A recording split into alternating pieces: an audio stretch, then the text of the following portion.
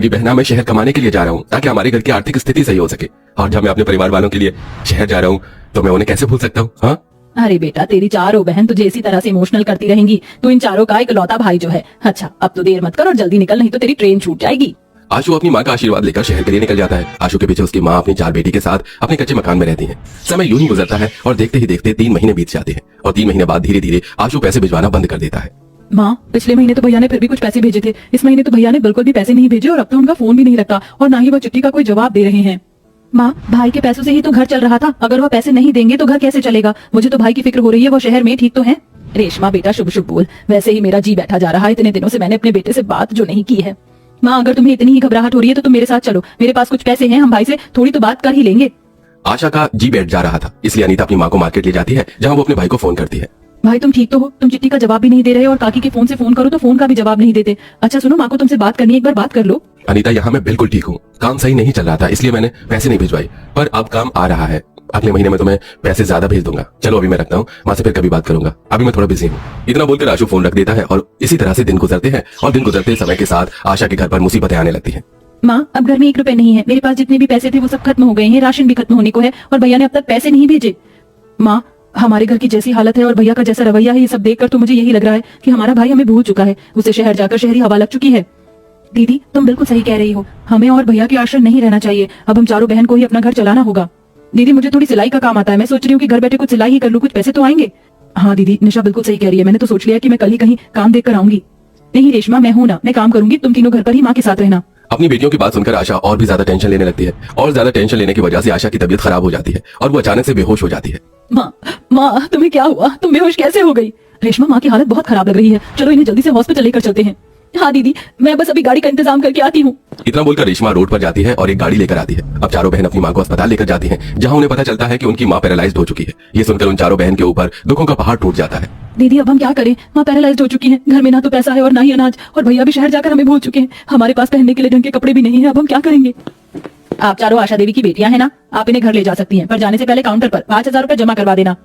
क्या 5,000? पर हमारे पास इतने पैसे नहीं है। आप हमें कुछ दिन का टाइम दे दीजिए, हम आपके पैसे दे देंगे। माफ करना, पर जब तक आप पैसे नहीं देंगे हम आपकी माँ को डिस्चार्ज नहीं कर सकते। ये हमारे हॉस्पिटल के कुछ रूल हैं, हम इनके खिलाफ नहीं जा सकते। इसलिए पहले आप पैसों का बंदोबस्त कीजिए, उसके बाद ही अपनी माँ को ले जा सकते हैं।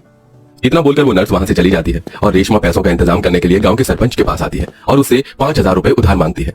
5,000 रुपए तो मैं तुम्हें दे दूं, और तुम चारों बहन वो कैसे चुका पाओगी? हाँ, और मैं ऐसे तो उधार देता नहीं, तुम्हें उसका 2% ब्याज भरना पड़ेगा।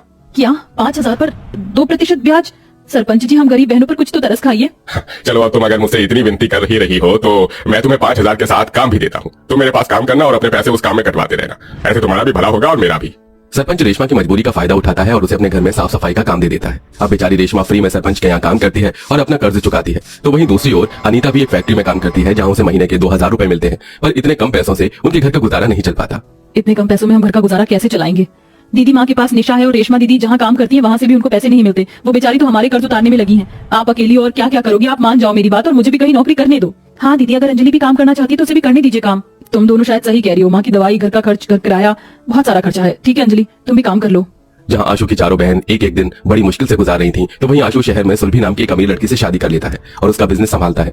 आशु शहर में अच्छी खासी जिंदगी जी रहा था। ऐसे ही एक दिन निशा को अपने भाई की याद सताती है और वो अपनी बहनों को बिना कुछ बताए मार्केट जाती है और दुकान पर जाकर अपने भाई को फोन करती है और उसका फोन सुलभी उठाती है। हेलो, कौन बोल रही हो तुम?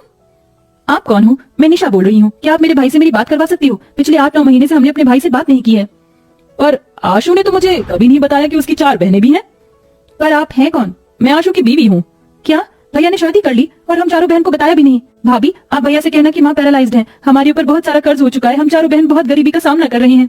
निशा आगे और कुछ बता पाती उससे पहले फोन कट जाता है और अब निशा के पास इतने पैसे नहीं थे कि वो दोबारा से अपने भाई को फोन कर सके। पर सुलभी को जब अपने गरीब नंद का पता चलता है तो इस बारे में वो आशु से बात करती है। आशु, तुम्हारी 4 बहनें और तुमने मुझे बताया भी नहीं। आज तुम्हारी बहन का फोन आया था, वो बता रही थी कि उनकी आर्थिक स्थिति सही नहीं है, हमें एक बार गाँव जाना चाहिए।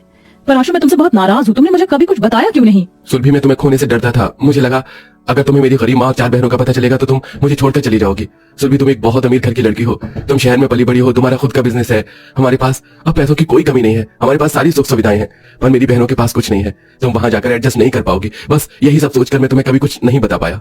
आशु, तुमने मेरी खुशी के लिए अपनी गरीब बहनों की सच्चाई मुझसे छुपाई। ये तुमने सही नहीं किया। माना कि मैं अमीर हूँ, मुझे सुख सुविधा की आदत है, पर तुम्हारी गरीब बहनें मेरी नंद है और मेरा फर्ज बनता है कि मैं उनकी मदद करूँ। यहाँ हम इतनी सुख सुविधा के साथ जिंदगी जी रहे हैं और वहाँ मेरी 4 नंद गरीबी का सामना कर रही है। इस तरह सुरभि आशु को गांव जाने के लिए मना लेती है और वो लोग गांव जाते हैं, जहां सुरभि अपनी आंखों से देखती है कि किस तरह उसकी 4 गरीब नंद अपना गुजारा कर रही हैं। उनके फटे कपड़े और प्लेट में सूखी रोटी और अपनी बीमार सास को जमीन पर लेटा देख सुरभि की आंखों से आंसू निकल जाते हैं और वो अपने चारों नंद से कहती है, अगर मुझे पता होता कि तुम चारों इतनी तकलीफ में हो तो मैं कब का यहाँ आ जाती। बस बहुत देख ली तुम लोगों ने गरीबी। अब तुम मेरे साथ रहोगी शहर में, मेरे घर। मैं कराऊंगी माँ जी का इलाज, वो भी बहुत बड़े अस्पताल में। और कितना कर्ज है मुझे बताओ, मैं सारे कर्ज चुका दूंगी।